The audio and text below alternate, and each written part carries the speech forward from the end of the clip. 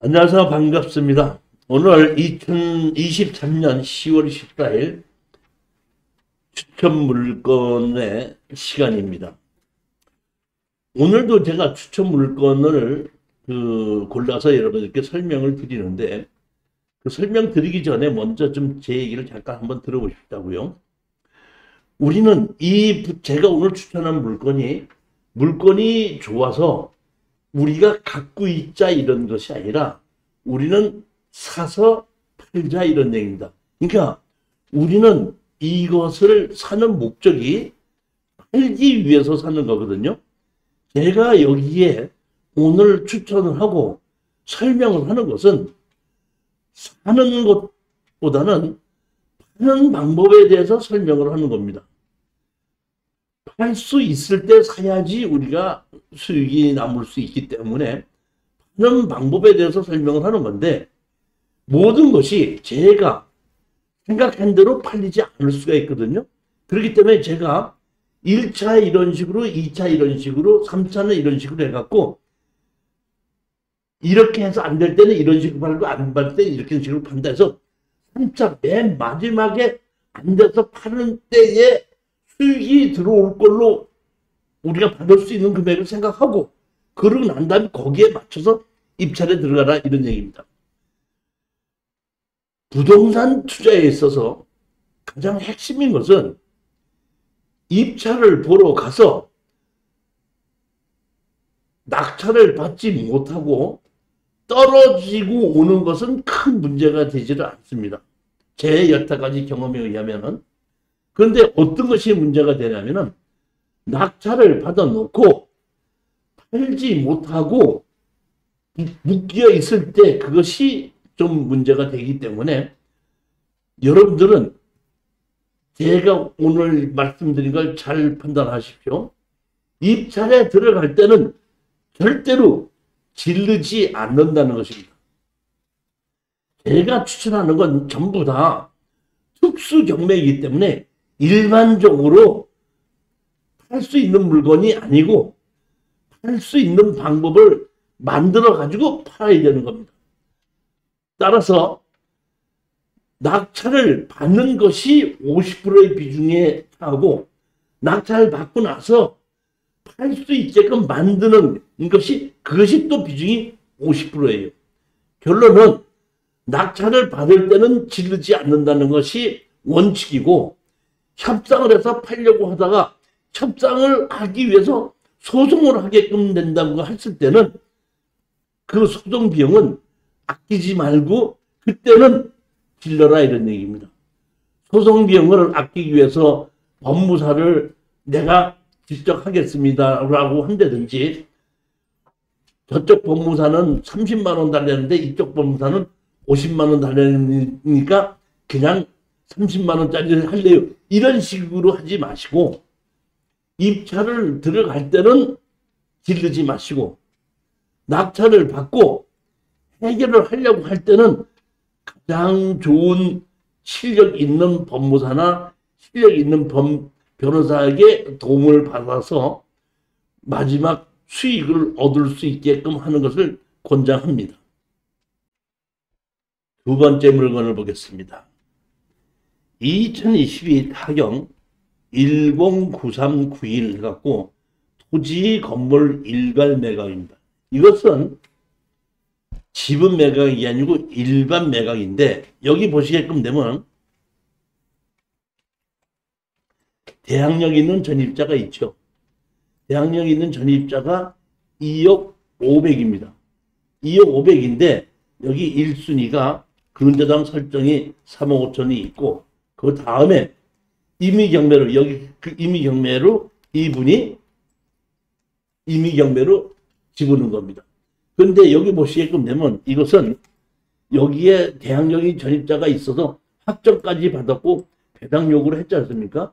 그러니까 여기에 있는 이 보증금은 배당으로 받아가는 것이고 낙찰자하고는 관계가 없습니다. 따라서 여기 지금 3차까지 떨어져서 64%까지 떨어졌지 않습니까? 그러니까 떨어졌으니까 이 아무 문제가 없는 거기 때문에 노원구 상계동에 현재 이 아파트 가격이 여기 감정가하고 현시가하고 조금 차이가 나겠죠. 그러니까 그 가격을 알아보고 거기에 맞춰서 입찰에 들어가시면 됩니다. 핵심은 여기에 있는 대항력 있는 임차인은 확정일자도 받았고 배당 요구를 했기 때문에 낙찰자하고는 아무 관계가 없다는 얘기입니다. 한국홀딩스 대부 주식회사에서 그 대출을 받았는데, 그러니까 선순위에 임차인이 있기 때문에 이렇게 제1순위 일권에서는 대출을 안 해줬기 때문에 조금 그 일부 대부 회사에서 돈을 빌린 것 같습니다. 여기 직선거리로 중간에 동부 간선도로가 있고 직선거리로 방학역까지가 588m면은 역세권으로 보기는 조금 어려운 것은 있습니다. 잠깐 제가 특수경매 과정을 강의를 하고 있는데, 제가 현재 강의를 하고 있는 것이 이것이 특수경매의 이 과정이 4개의 과정을 교과서를 가지고 강의를 합니다. 특수경매 입문이다, 소송경매다, 부동산 소송 1인, 부동산 소송 2 해갖고 4개의 과목을 강의하고 있는데, 한 과목을 가지고 4번에 걸쳐서 강의하기 때문에 한 달 걸리고, 과목이 4개이다 보니까 4과목을 강의하겠기 때문에 4개월이 걸립니다. 여기에 이 4개의 과정은 90%가 여러분보다 앞서서 낙찰을 받았던 사람들이 낙찰을 받고 팔고 나왔던 실전 사례를 가지고 강의를 하는 거거든요. 즉 이 얘기를 말하면 특수경매는 낙찰을 받는 것보다도 낙찰을 받고 난 다음에 마무리를 어떻게 해서 돈을 내가 수익을 올리냐. 똑같은 부동산을 낙찰을 받아도 마무리를 잘해서 수익을 올리는 사람이 있고, 마무리를 잘 못하다 보면 수익을 못 올리는 경우도 있습니다. 그러니까 낙찰만 받으면 돈이 되는 것이 아니라는 거거든요. 그 실전 사례 갖고 강의를 하기 때문에 이 실전 사례 강의는 4개월 과정이지만은 추천 물건 과정은 우리가 1년 동안을 하고 있지 않습니까? 그렇기 때문에 똑같이 이것도 1년 동안을 계속해서 수강을 하도록 해드리고 동영상으로도 수강을 하게끔 됩니다. 또 같은 강의를 오후 3시부터 5시 30분에 한번 하고 야간에 7시부터 9시 30분에 하고 있습니다. 관심이 있으신 분은 010-4444-2069로 그 문의해 주시면은 자세히 설명을 해드리도록 하겠습니다. 자, 이번에는 4번째 물건입니다. 2022 6821입니다. 제주도에 2분의 1 아파트를, 제가 제주도는 임야나 농지나 주택을 추천을 많이 했고 아파트를 추천한 경우는 거의 없었는데, 이번에 제주 서귀포시에 아파트가 2분의 1 지분으로 나온 것이 이렇게 3차까지 떨어져서 49%까지 떨어진 것이 있길래 제가 이것도 추천해 드리는 겁니다. 여기 보시게끔 되면은 이 아파트가 서귀포시에 있는 건데, 여기 보시게끔 되면은 설정이 없죠. 그러니까 여기에 계시는 분들이 부부가 거주하고 있는데 설정이 없이 사시고 있는 분이에요. 여기 보신 분들이 연세가 좀 있으신 분들입니다. 근데 강제 뭐 때문에 뭔지 모르지만 강제 경매로 5억 1,900만 원이 지금 강제 경매로 나왔지 않습니까? 그렇기 때문에 이 5억 1,900은 여기 아파트 가격은 지금 2분의 1 지분이 6,500까지 떨어졌는데 여기 가격이 5억 1,900이라는 얘기는 이거는 취하 가능성이 없습니다. 그러면 뭐냐면 공유자 우선 매수가 들어오는 것이 최선입니다. 공자 우선 매수 들어와서 다시 가져가는 것인데, 제가 이렇게 봤더니, 자, 보시겠습니다. 김중환이라는 분하고 박옥주라는 분이죠. 46년생이고 49년생이죠. 46년생이면 연세가 어떻게 되시나요? 한 70 몇 세 되시죠? 제가 보기에는 이분들이 그 공자 우선 매수하는 거나 이런 거를 좀 잘 모르시는 게 아닌가 싶은 생각이 들어요. 그래서 제가 판단하기에 이거는 이렇게 했으면 좋겠어요. 만약에 여러분들이 이거를 입찰 들어가서 낙찰을 받았다고 가정하십시다. 6,500을 예를 들어서 뭐 7,000 또는 뭐 6,800 이거 낙찰을 받았다고 가정하십시다. 낙찰을 받고 일주일 있으면은 낙찰 허가가 나죠. 낙찰 허가가 나면은 여기에 지금 살고 계시는 분, 이분들을 찾아가는 겁니다. 누구를 찾아가요? 여기 김중환 씨와 박옥주를 만나시면 여기 이 집에서 그대로 살고 계신 분들이니까 낙찰을 받고, 만약의 경우에 저에게 입찰 보증금에 관한 돈과 적당한 위로금을 주신다고 하면은 제가 잔금을 안 내겠습니다 하게끔 되면은, 잔금을 내지 않으면 6,500만 원에서 다시 재경매가 시작이 되겠죠. 그렇죠? 미납으로 인해서. 그럼 미납으로 인해서 재경매가 시작이 되면 제3자들은 대부분이 무슨 문제가 있어서 잔금을 안 냈나 보다 그러고 입찰을 안 들어오게끔 되면 그분들에게 최저 가격으로 공유자 우선 매수를, 아무것도 입찰도 안 되니까 법원에다 공유자 우선 매수 신청해놨다가 입찰 안 들어오면 6,500만 원에 다시 낙찰을 받아서 그분들이 가져가게끔 하고, 우리는 그냥 잔금을 안 내고 이렇게 빠져나올 수 있는 것이 최선입니다. 근데 만약에 중에 그렇지 하게 하지 않는다면 할 수 없이 우리가 낙찰을 받고 잔금을 내지 않습니까? 잔금을 내게끔 되면 이 두 부부가 같이 이 집에 살고 있으니까 또 부당이득금을 우리가 청구할 수가 있죠. 그 부당이득금 청구한 걸 가지고 상대편의 2분의 1 지분만 다시 경매로 집어넣고 공유자 우선 매수로 우리가 가져올 수도 있습니다. 그런 방법도 있는데 그것보다도 시간이 건 1년 반 내서 2년이 걸릴 수 있으니까 좀 더 빨리 끝내고 싶다. 그럴 때는 여기 계신 분하고 같이 가서 공인중개사에다가 내놓고 팔아서 반씩 가르자. 그러면 3개월에 끝나는 겁니다. 그런 방법으로, 이거는 낙찰을 받아서 그런 방법으로 절차를 하게끔 되면은 빨리 끝날 수도 있고 1년 반 끝날 수도 있고 해서 2년이 걸릴 수도 있지만 수익이 나는 것만은 틀림없습니다. 그리고 묶이지도 않고 뭐 하지 않는다. 묶이는 것은 없다 이런 얘기입니다. 그러니까 제가 또 아까도 말씀드렸지만은 우리가 경매에 있어서 가장 조심해야 될 것은 낙찰을 못 받으면 괜찮아요. 언제든지 그 다음날 또 나오고 또 나오는 거니까. 그런데 제일 나쁜 것이 낙찰을 받고 팔지를 못해서 묶이는 겁니다.